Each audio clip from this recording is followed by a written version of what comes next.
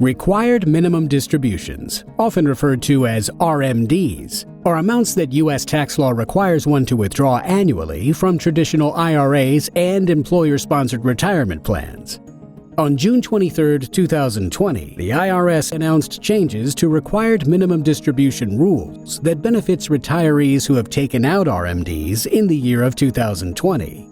Back in March, the United States Congress passed the CARES Act, an economic stimulus bill that included a waiver enabling retirement account holders to forego their RMDs in 2020.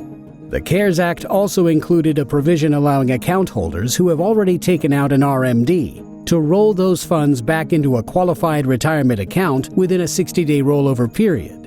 This is a very important change because RMDs are typically ineligible as rollovers under normal circumstances.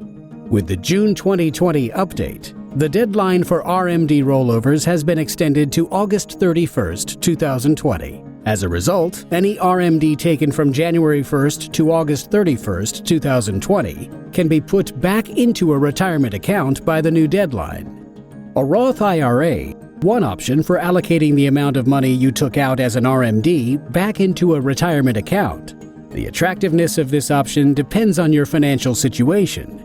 A Roth IRA does not have RMDs and offers flexibility with withdrawals. Another option is to use the money from your RMD to fund a self-directed IRA backed by the power of precious metals like gold and silver.